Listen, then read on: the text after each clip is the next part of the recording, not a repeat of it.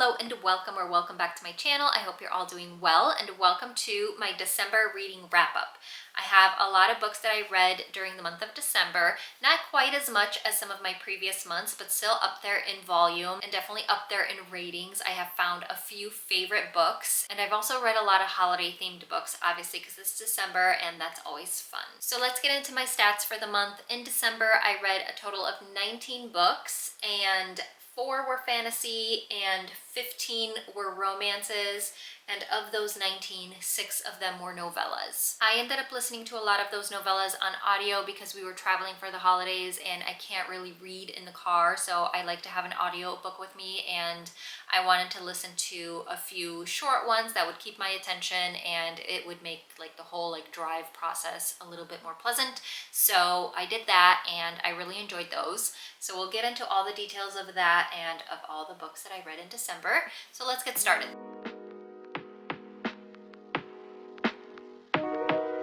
The first book I read in December was The Friend Zone by Abby Jimenez. This is the first book in the Friend Zone series. So this is one of her older series that came before Part of Your World series. And I'm working my way through Abby Jimenez's backlist, so I picked this one up. And this was an emotional journey. So this book follows Kristen and Josh, and they have a rather funny meet cute. He reruns her in a truck that she borrowed from her friend, and she spills coffee all over the truck, and then, to help clean up the mess, I guess, he lends her his shirt, but she takes off with the shirt because she's late for something. And then a few hours later, they meet again at their friend's engagement party, I think it was, where she's the maid of honor, he's the best man, they're being introduced to each other, and she's wearing the shirt. So this book actually has a lot of tropes, a lot of kind of cringy-ish tropes that I don't normally like, but Abby Jimenez writing is so good and so immersive that I decided to kind of overlook them a little bit because it's such an emotional story and it's such an emotional journey. It does touch on some hard topics as well, like grief and infertility, and that may be triggering to some readers. And there were a lot of sad moments in this book as well, which really got me. I definitely cried a lot during this book. But it was one of those books that's the writing is so good and you get so immersed in the story and you get really attached to the characters, and I really couldn't put it down. I read this in one sitting. It's another one of those books where you just read until you're done with the book, basically. You don't put it down. You just read until you're done. I did really like both of the characters in this book, though. I liked Josh specifically because he's the perfect book boyfriend. He's a very golden retriever. He's an acts of service kind of guy, and the epitome of if he wanted to, he would. Just in a lot of Abby Jimenez books that I've read so far, this is another one of those kinds of book boyfriends, which I love. And for those reasons, I really, really enjoyed this book. Now, I ended up rating this one a 3.5 stars and rounded up to 4 stars on Goodreads because of Abby Jimenez and her writing and how immersive the story is. So I really enjoyed that one, and this was the first book of December. Then the next book I read was The Roommate by Rosie Danan, and this one was also really enjoyable. It follows another guy named Josh and Clara this time. Clara is a PhD kind of art history major who just graduated, and she has a crush on this guy who's in a band, and she decides to get out from under her mother's thumb and move to LA to be with the guy that she likes. I think his name was Everett. She likes him, he thinks they're friends, but she thinks that maybe if she moves to LA and they share an apartment together and kind of live together, that things might escalate between them. But he goes on tour last minute, and without telling her until she actually goes out to LA, he basically gives his room away to another guy. He sublets the room to another guy, so now she's gonna have to be sharing the apartment with another guy that she doesn't know.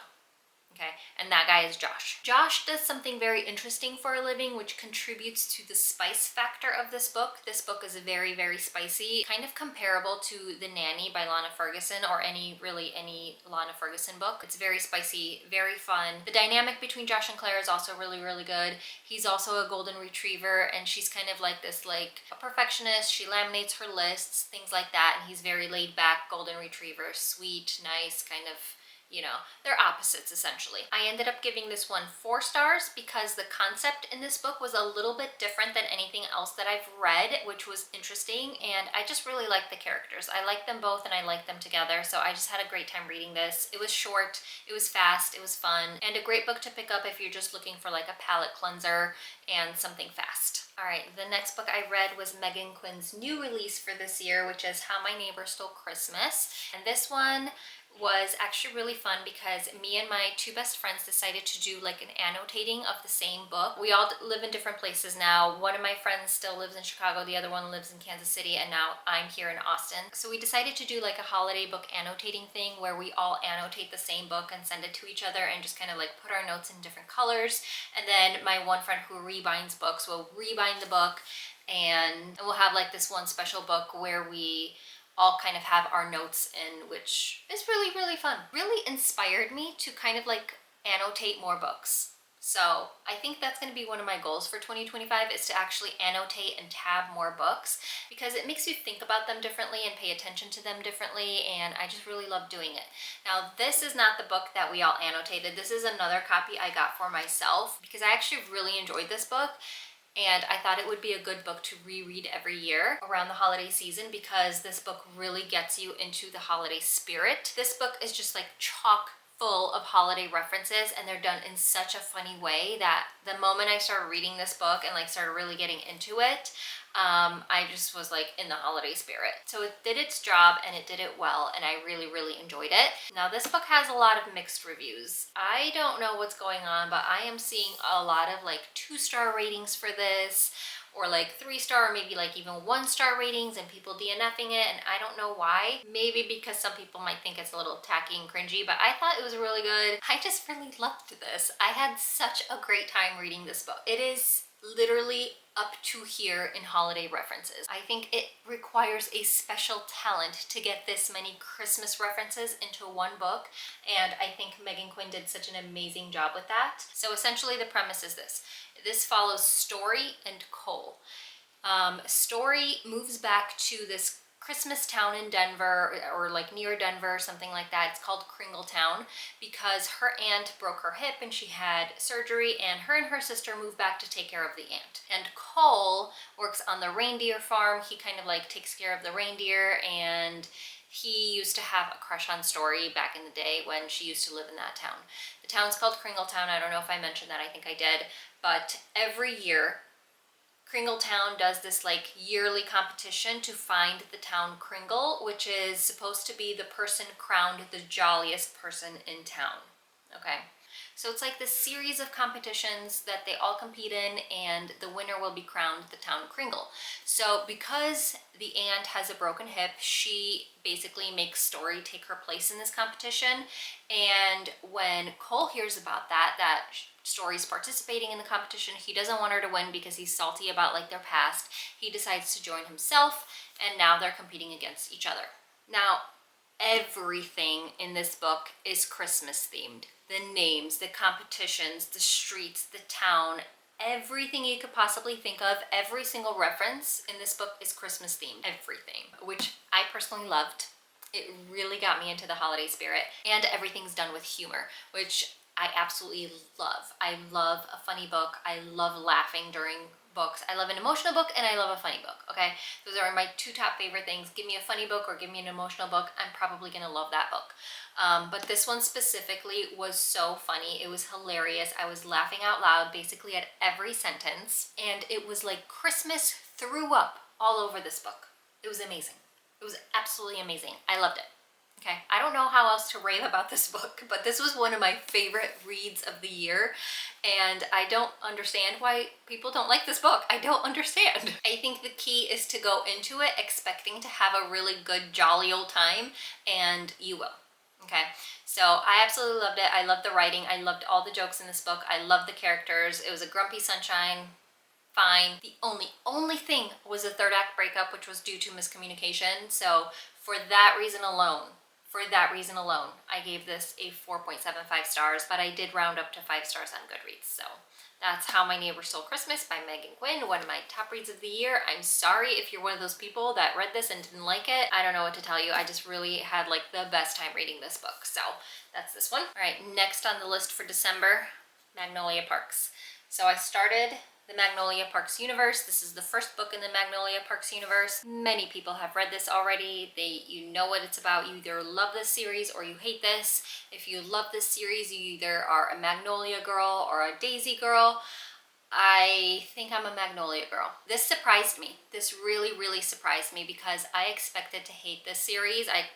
Based on what people are saying and based on like the things that I heard about the series and all the toxicity and like some of the things that happen in this book, I thought I would dislike it. I definitely did not think I would enjoy it this much, but this one really, really surprised me. I again read this in one sitting. It was very, very emotional, unlike anything I've ever read before. There's not a lot of plot in this book. It's very character based. So you're just kind of following this group of characters, specifically Magnolia and BJ. They have this like on and off super toxic relationship where they're constantly like breaking up, getting back together, cheating on each other, explaining it away. It's just like this emotional roller coaster of non-stop like hurt feelings and then making up for it and then hurting each other again and then making up for it and then hurting each other again. It's like this never-ending circle, okay?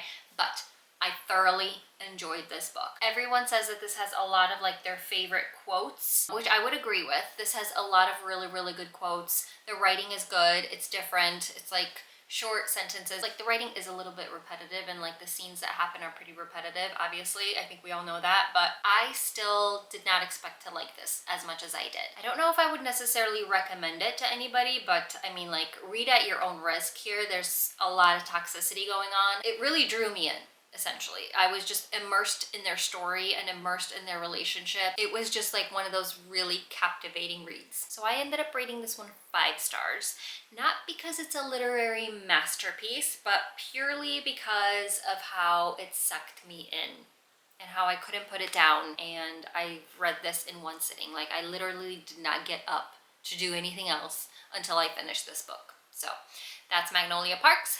5 stars. The next book I read was Christmas by the Book by Anne-Marie Ryan, and this is obviously a Christmas book. It follows this married couple, Nora and Simon, and they own a bookstore in England. Super atmospheric, like the vibes that this gives is just like top-notch for the holiday season. They have this little dog named Mary that's the shop mascot, and they also like build a book tree every year. It's just really, really cute and atmospheric. Highly recommend for the vibes alone, but there's actually a lot to this book that I really, really loved. So the bookshop is struggling financially, but it doesn't really focus on like the materiality of Christmas, like that aspect of the holiday season. It really focuses on the important things in life, like helping other people, helping each other, and being together and loving each other. And I just absolutely loved it. I loved their marriage. I loved them as people and as characters and what they did in this book.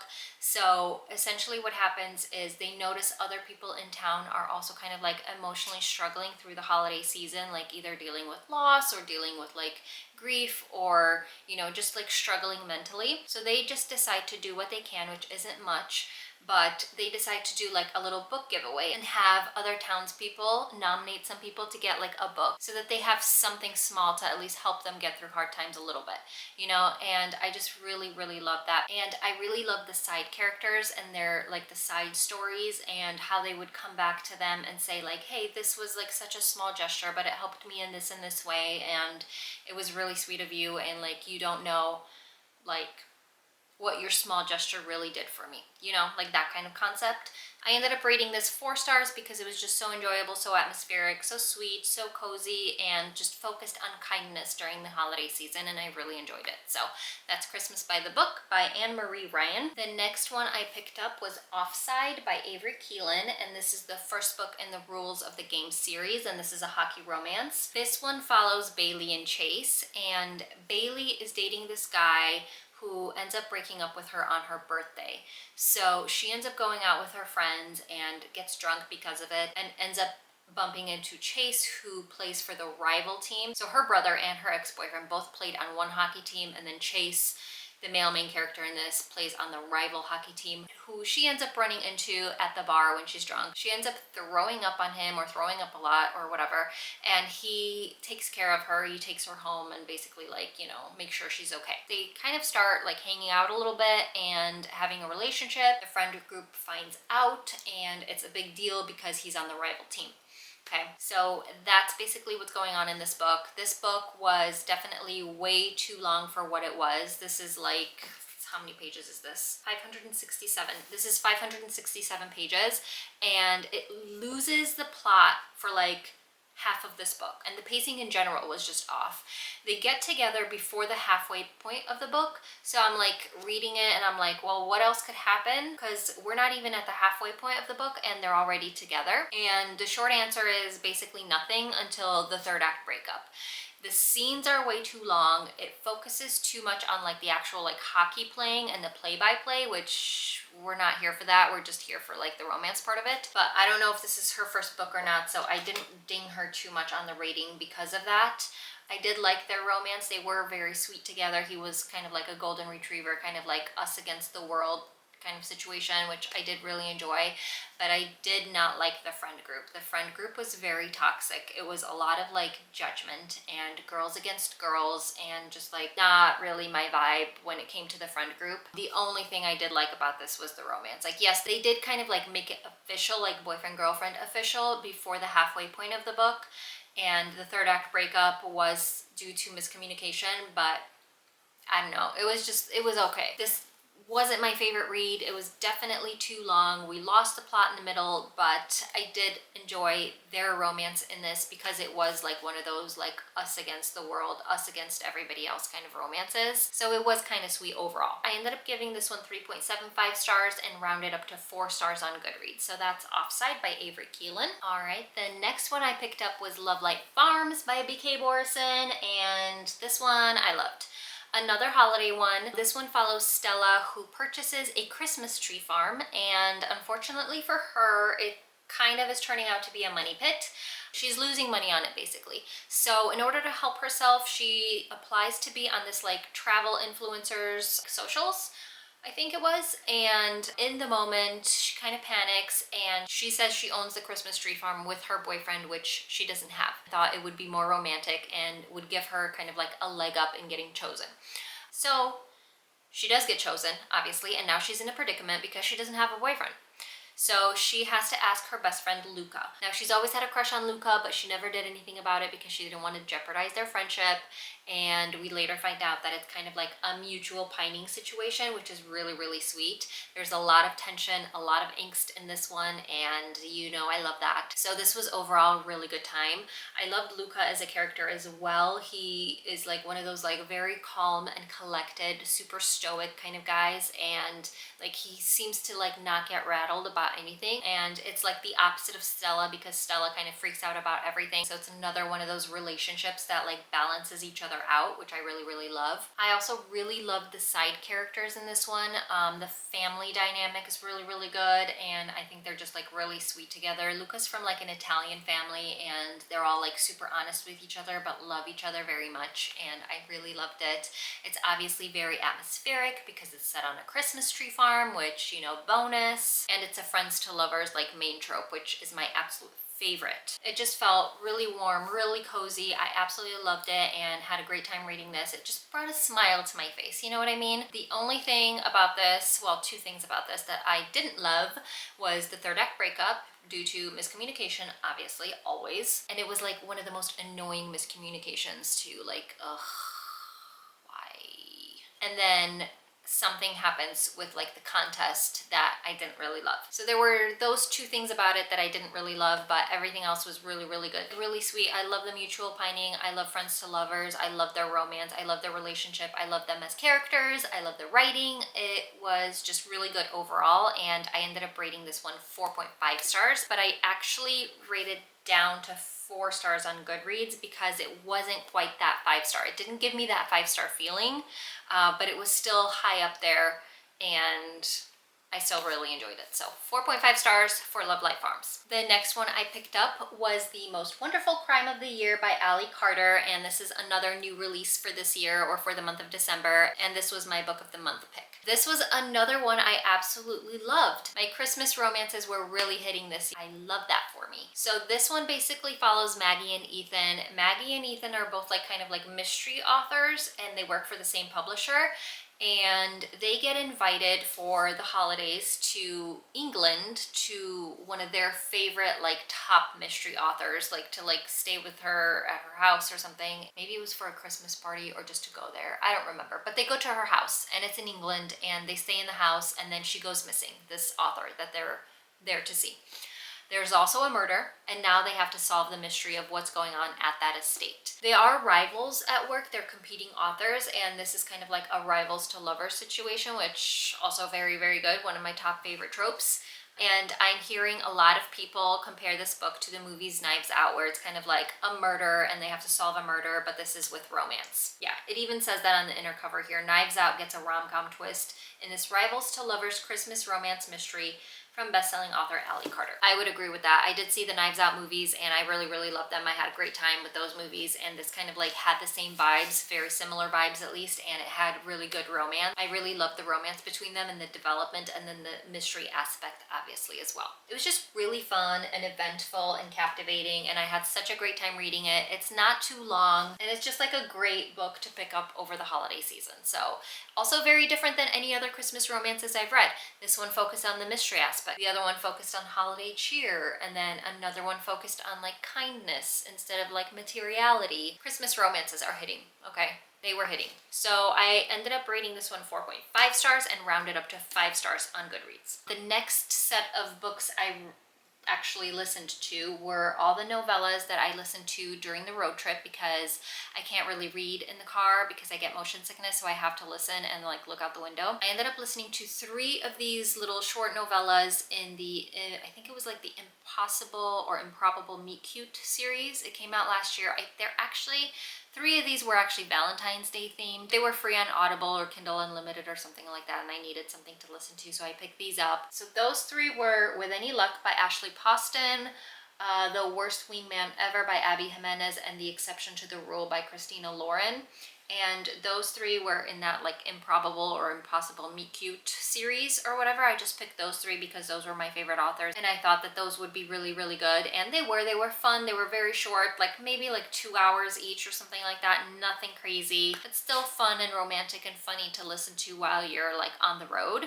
So I highly recommend that if you're ever on a road trip. Yeah, great short plot lines, and I really enjoyed all of them. For The Exception to the Rule by Christina Lauren, I rated that one 3.5 stars. For The Worst Wingman Ever by Abby Jimenez, I rated that one 4.5 stars. And With Any Luck by Ashley Poston, I rated that one 3 stars. And then the next 3 novellas were Christmas themed. And this one I also listened to on Audible because I think it was free at the moment. And that was Once Upon a Christmas Carol by Karen Shaler. And that's also another very short one. I ended up rating that one 4 stars. That one stood out to me because the audiobook was really, really good. It almost kind of felt like a graphic audio. It had sound effects, it had music, it had, I think it was in duet format if I'm not mistaken. That one's only available as an audiobook, so it's not actually like anything you could read on paper or on Kindle. That one I ended up rating 4 stars. And following that, I also listened to the graphic audio of A Court of Frost and Starlight, and this is obviously the holiday novella from ACOTAR series. Earlier in the year, I read the series, and then I was listening to all the graphic audios because I just love the graphic audios with all the sound effects and everything. So I picked this one up because it was available on Libby while we were driving, and I listened to that and I absolutely loved it. This one was also a 4 star and super fun and enjoyable, and I was really happy to be back into that like ACOTAR world, which is now kind of making me want to reread the series. So I don't know if this was a good idea, because now I just want to reread the series even though I'm not even done with Throne of Glass yet. I'll probably end up rereading the series in 2025 anyways.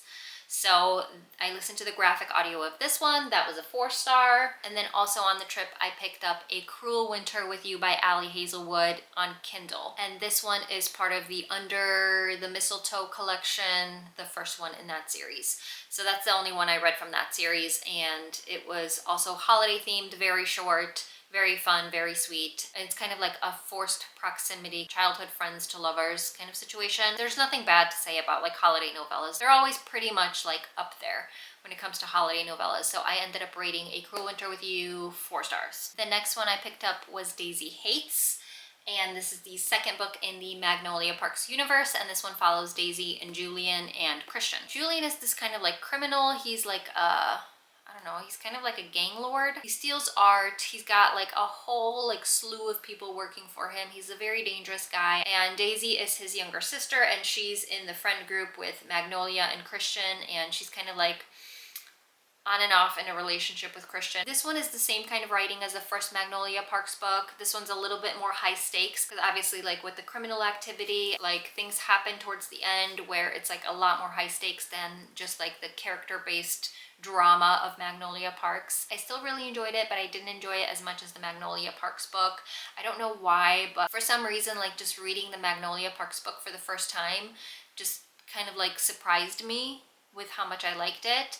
And this one was just kind of like, I just felt like the drama in this book was just like way overdone, and I didn't enjoy it as much as the first Magnolia book, and I ended up giving this one 3 stars. So that's Daisy Hates. The next book I read was Nothing Like the Movies by Lynn Painter, which is the second book after Better Than the Movies. And this continues their story as they move on to college. Unfortunately, they are broken up when they go to college due to a miscommunication or just like their sheer lack of communication. So that was a little bit annoying, but they're in college now. They see each other again, and you know, there's kind of like some drama unfolding, and I'm not going to go into a lot of details about this since this is the continuation of that story. I will say that I did enjoy this one. I enjoyed it just as much as the first book, but maybe like slightly less, but still kind of on par as the first book. But the miscommunication trope did annoy me in this book. It wasn't like too bad, but like it did annoy me. It wasn't just miscommunication, it felt like lack of communication completely. So that wasn't my favorite, but it was still an enjoyable read overall. That's it. I had a good time. I read it pretty quickly. It's a short book, young adult romance, not really much to it, but still overall enjoyable. So I had a good time, and I rated this one 4 stars. Then I picked up Wisteria by Adeline Grace, which is the third book in the Belladonna series, and this is Blythe's story. This one follows Blythe and Fate. Obviously, I'm not going to go into plot details again because this is the third book in the series, and I think it's the final book of that series. But I will say that I did really enjoy this one more so than the other ones. I think I was a lot more emotionally invested in the characters here and what was happening in the story. This is a fake marriage kind of turns into real love situation, and there's a twist in here that I did not predict. So I was pleasantly surprised because that was unexpected, and it was really well crafted and really well written, and I just really enjoyed the story. It was a very good ending to this series, I think, and there were even moments in this one where I actually teared up, so it was kind of emotional. And I love the romance and the tension and the banter between the two main characters. So this was a good one. I think it was probably my favorite one of the series, or like right on par with Belladonna. I rated this one 4.25 stars because I felt like the most emotionally invested in this story and in these characters and in like the turn of events and, you know, like the plot of this book. Then I picked up another fantasy, and that was Serpent and Dove by Shelby Mahurin, and this is the first book in the Serpent and Dove series. This has been sitting on my shelf for like a year, so I thought it was about time to pick this up. And this one follows Louise, and Reed, I think his name was. This takes place during the time where like witches were being hunted and burned at the stake, and Lou is a witch and she's also a thief, and you know, she's kind of like on the run. Reed is the chasseur for the church, I think. Chasseur or whatever.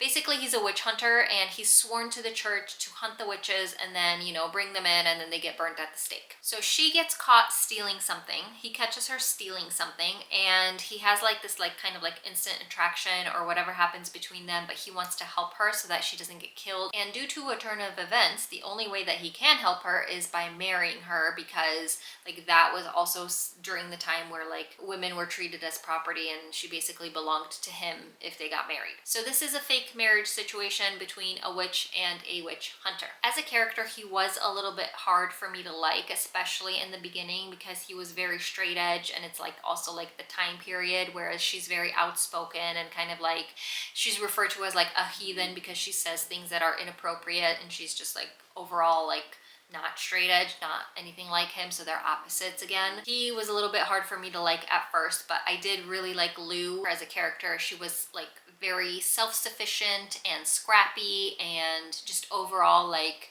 a strong female character. There were also a few humorous moments in this book, which was surprising because it is a fantasy and I don't usually expect that from a fantasy, but it was there, and I did enjoy that, and I did really enjoy the writing. It had a really good level of intricacy, so I did enjoy the writing. But it was fast-paced and interesting, and I liked the writing, and the plot of the story, like the events of the story, were interesting to me. So I ended up rating this one 3.75 stars. Now for the final book of December and of 2024, I read The Wedding Witch by Erin Sterling, and this is the third book in the Ex-Hex series. This one follows Tamsin and Bowen. Bowen is the third Penhallow brother who's from the UK, and Tamsin is a human. So it's another human-witch relationship, another witchy book, which is fun. And essentially what happens is he hires her to kind of like collect artifacts for him, and he wants her to work exclusively for him, but she wants to take like this last high-paying job, like as her like last high-paying job, I guess. They end up having to go to a wedding together. There's a little bit of time travel involved, and obviously it takes place over Christmas, so this is kind of like a witchy Christmas book. But I did really enjoy this. It's a quick, short read. It's very cozy, very atmospheric, and perfect just to cuddle up with like a cozy read. There is some really funny banter in this one, and there are like quips and like funny moments, which I really enjoyed. He is like really down bad for her, and their romance is really sweet, and I would say that's probably like the best part of this book. The plot itself is just okay, but I really did enjoy the romance in this one. I just really loved like the mutual pining and the tension between them, even after they like profess their feelings to each other. It still had like really good tension and sweet moments. So I really enjoyed this one. I also rated this one 4 stars because it was like a really cute, cozy read. So that's all I have for you guys today. Those are all the books I read in December. I had a really great time with a lot of the holiday books that I read this month, and I'm just so happy that I found How My Neighbor Stole Christmas and Love Life Farms and The Most Wonderful Crime of the Year. Those were like some of my top reads of the month, and I really enjoyed them, so I'm super happy with my reading month. So if you guys could comment down below with what your favorite holiday read is, I would really love to know. And besides that, that's all I have for you guys today. All my links are down below as always. Don't forget to like, comment, and subscribe, and I will see you in my next video. Bye.